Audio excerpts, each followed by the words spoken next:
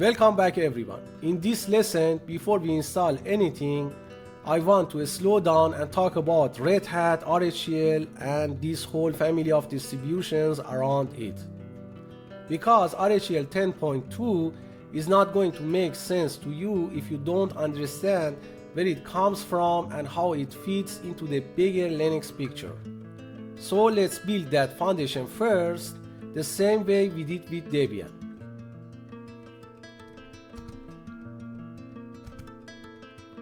Let's start with a question. Why are we even talking about Red Hat? The answer is that Red Hat is one of the most influential companies in the entire history of Linux. If Debian taught you that Linux can be built by a community with no company behind it, Red Hat is going to teach you the opposite lesson, that Linux can also be built by a company, sold as a product, and still remain open source underneath. These are the two philosophies you'll see over and over again in this industry. And understanding both makes you a much stronger Linux professionals.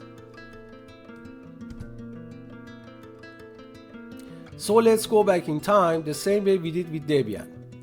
Remember, I told you that 1993 was the year that changed everything for Linux distributions. Slackware came first, then Debian created by Ian Murdoch, and just 1 year later in 1994, Red Hat released Red Hat Linux.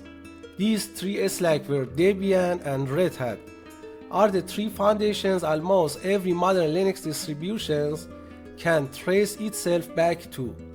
Hundreds of other Linux projects came and went in the 1990s, but these three survived because they built real standards around packaging, maintenance, security, and long-term support. Now, here's where Red Hat's story becomes really important. In the 1995, Red Hat introduced something called RPM, the Red Hat Package Manager. I want you to remember this name because RPM became one of the two major packaging standards in the entire Linux world. Debian has .deb, Red Hat has .rpm, and to this day, RHEL, Fedora, SUSE, and many other distributions still use RPM packages. So when you learn RPM and DNF, just like when you learned apt on Debian, you are learning a skill that transfers across an enormous part of the Linux ecosystem. In the mid-90s, Linux was chaotic. Red Hat brought a structure by introducing the RPM package manager in version 1.0. By version 3.0.3 and 4.0, they expanded to multiple architectures like Alpha and Spark, establishing the professional branding and community trust that set them apart. As we moved toward the turn of the millennium, Red Hat became the default face of Linux. Version 6.2 opened up free ISO downloads, while version 7.0 introduced network services. However, version 7.0 also brought intense controversy over their custom compiler patches, famously criticized by Linus Torvald himself. My journey into enterprise open source started with Seawolf, the breakthrough release on April 2001. Red Hat Linux 7.1 Seawolf marked a monumental milestone as the first release featuring a fully stable 2.4 Linux kernel straight out of beta. It introduced GNOME and KDE desktop environments alongside the pioneering Blue Curve team initiative and early Mozilla browser support. Shipped directly with comprehensive documentation and complete source code CDs, cementing the pure open source foundation of enterprise IT. This brings us right back to where many of us first cut our teeth, starting from version 7.1. Version 8 unified the desktop experience with Blue Curve, and finally version 9 arrived in March 2003, featuring advanced native POSIX thread library support, standing proudly as the final free consumer release. 2003 marked the end of Red Hat Linux with the final release, Red Hat Linux 9, RHEL 9, In 2003, Red Hat made a strategic decision that shaped the future of its Linux ecosystem. The company split its product line into two distinct branches. On one side was Red Hat Enterprise Linux (RHEL), designed for enterprise customers who required a stable, supported, and commercially backed operating system. On the other hand side was the Fedora, a free, community-driven distribution that became the spiritual successor to the original Red Hat Linux. This is the model Red Hat continues to follow today. Innovation happens in the open through Fedora, while the stability, long-term support, and enterprise features are delivered through RHEL. Keep this distinction in mind because it explains many of the concepts and decisions we will discuss throughout this course. Over the years, Red Hat grew into one of the largest open source contributors on the planet. Their engineers worked on the Linux kernel itself, on systemd, on GNOME, on VLAN, on Kubernetes, on Ansible, and dozens of other major projects. And in 2019, IBM acquired Red Hat for roughly $34 billion, one of the largest software acquisitions in history. Red Hat kept operating system as its own open source focused subsidiary inside IBM, which is why you'll see Red Hat name everywhere instead of IBM's. Anatomy of RHEL. So what exactly RHEL? Red Hat Enterprise Linux is a commercial subscription-based distribution built for servers, data centers, cloud platforms, and edge devices. Places where predictability and long-term support matter far more than having this week's newest software version. RHEL is built from the Linux kernel, hardened and patched by Red Hat's own engineers, from RPM and DNF for package management, from a curated and heavily tested software catalog, smaller than Debian's but backed by real quality assurance and certifications, and from a subscription model where you're not really paying for the source code, you're paying for support, security guarantees, and certification with hardware and software vendors.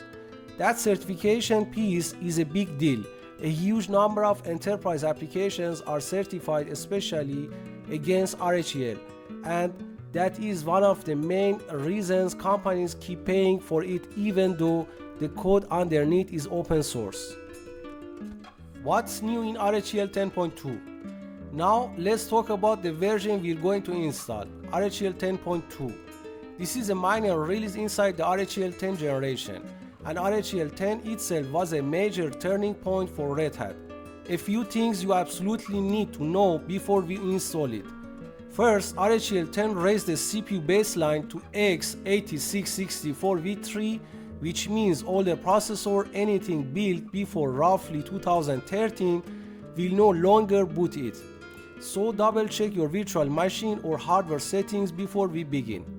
Second, the desktop is now VLAN only. The old X11 session is gone. Third, RHEL 10 introduced image mode, which lets administrators manage the entire operating system like a container image.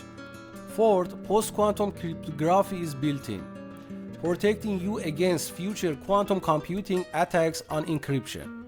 And fifth, and this one is genuinely new for Red Hat, there's an AI assistant built directly into the command line called RHEL Lightspeed that can explain commands and suggest scripts as you work. By the time we reach 10.2, you'll also see things like Cockpit's web console, file browser, and new Ansible system roles that were added in this minor release after the initial RHEL 10.0 launch. Subscription and evaluation limits. Now here's something that trips up almost every student coming from Debian or Ubuntu. RHEL is not something you can just anonymously download.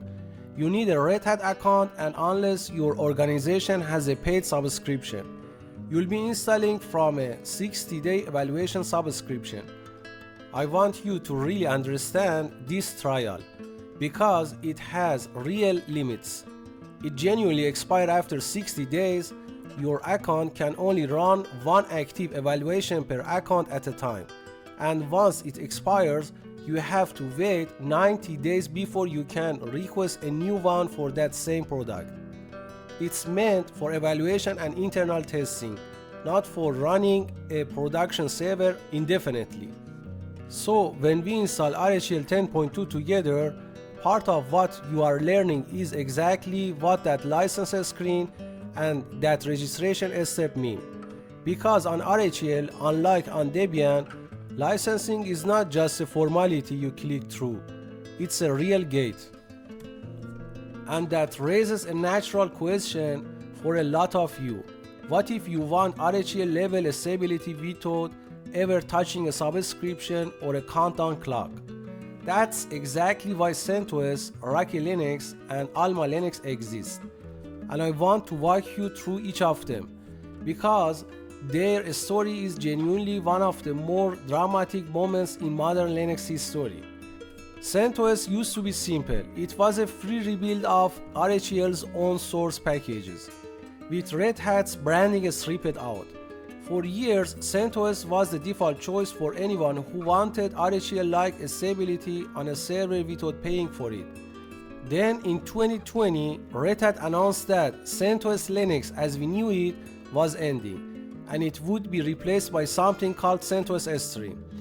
This was a fundamental change in direction. Instead of trailing behind RHEL as a downstream copy, CentOS S-Stream now sits upstream of RHEL. It's a rolling, continuously updated preview of what the next RHEL release will actually look like. Red Hat engineers develop RHEL changes out in the open through CentOS S-Stream, and a finished snapshot of S-Stream eventually becomes the next official RHEL release. This caused a lot of frustration in the community, because CentOS stopped being usable as a free, stable production server operating system, and that frustration is exactly what led to the creation of RHEL and the relaunch of AlmaLinux. The upstream pipeline. Above CentOS S-Stream, even further upstream, sits Fedora. Fedora is where Red Hat and the wide community try out brand new ideas first. New kernel versions, new desktop environments, experimental features, long before any of it is considered stable enough for RHEL. One way to picture the whole pipeline is like woodworking. Fedora is the raw tree, CentOS S-Stream is the unfinished, unsanded piece of furniture, and RHEL is the polished, finished product you would actually sell. Fedora releases roughly every 6 months, and it's genuinely one of the most architecturally diverse distributions in this whole family, supporting x86-64, Arch-64, PowerPC-64, S390X, and a growing amount of RISC v64. Enterprise alternatives RHEL and Alma. So that leaves RHEL and AlmaLinux, the two projects that stepped up to fill the gap CentOS left behind. RHEL was co-founded by Gregory Kurtza, who was actually one of the original creators of CentOS itself, and it aims for bug-for-bug compatibility with RHEL. AlmaLinux, backed by Cloud Linux, does something very similar, rebuilding RHEL's public source code into a free, community-governed distribution. Both of them now play the exact role original CentOS used to play. Free, enterprise-grade, RHEL-compatible operating system, ready for production with no subscription required. And with the RHEL 10 generation especially, they have actually diverged a little in strategy. RHEL 10 matched RHEL's streaker new CPU requirement exactly, while AlmaLinux 10 deliberately kept supporting older CPUs, specifically to give a second life to older server hardware that RHEL 10 and RHEL 10 leave behind. Core ecosystem philosophy. Now let's step back and talk philosophy, because this is really the heart of today's lesson. Debian's philosophy is about software freedom, governed entirely by volunteers with no company steering the ship. Red Hat's philosophy is different. Its currency is stability, certification, and long-term support. Built on top of open source communities, it invests in heavily. A few principles define this ecosystem. Red Hat follows an upstream first approach, meaning they try to get their engineering work accepted directly into upstream projects, like the Linux kernel or GNOME, instead of quietly keeping private patches, so their work benefits the whole open source world, not just RHEL customers. Second, they innovate in the open and stabilize for the enterprise. Ideas start in Fedora, get hardened in CentOS stream, and only then, sometimes years later, become part of a frozen, long-supported RHEL release. Third, it's open source with paid support. The source code is public, in line with open source licensing. What Red Hat charges for the binaries, the certification, and the support contracts that make it usable at the real enterprise scale. And fourth, predictability wins over novelty. Once a RHEL major version ships, its core stays frozen for years, with only security and critical fixes ever backported. Before we dive into the actual installation, I want to take a moment to look at the big picture, because I really want this to stick with you. Think of an entire Red Hat family not as a bunch of separate, unrelated operating systems, but as a single continuous pipeline. It starts with Fedora, which acts as our experimental lab. This is where new features, technologies, and bold ideas are tried out rapidly. Next, those experiments move downstream into CentOS stream, which refines them into something close to a final product.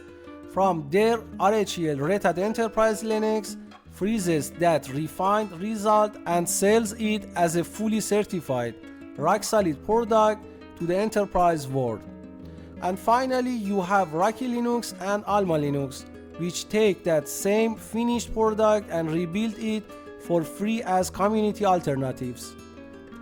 Once you see how this pipeline flows, everything about RHEL stops being confusing.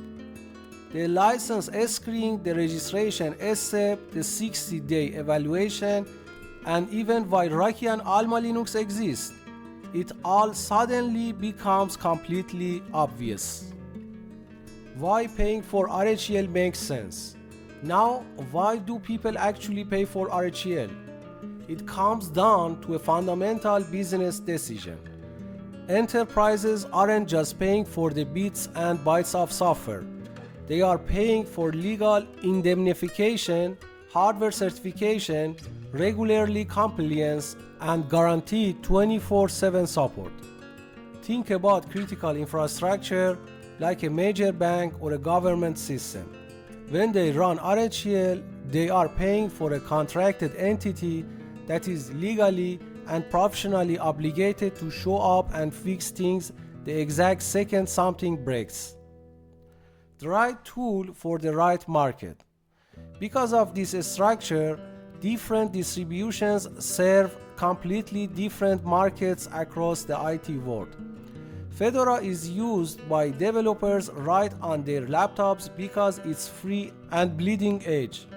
CentOS Stream is used by DevOps engineers to test out CI/CD pipelines in a near enterprise environment. RHEL is used by sysadmins who need a free, stable clone for a non-critical internal servers, and AlmaLinux for older hardware too. And RHEL is chosen by CTOs for core production databases that require a strict service level agreement and full commercial backing. Alright, now that you understand what Red Hat is, why RHEL exists as a commercial product, how CentOS's role completely changed in 2020, and where Fedora, RHEL and AlmaLinux each fit into this family tree, let's move on and actually install RHEL 10.2 together, step by step in the next session. That's enough for now. See you in the next session.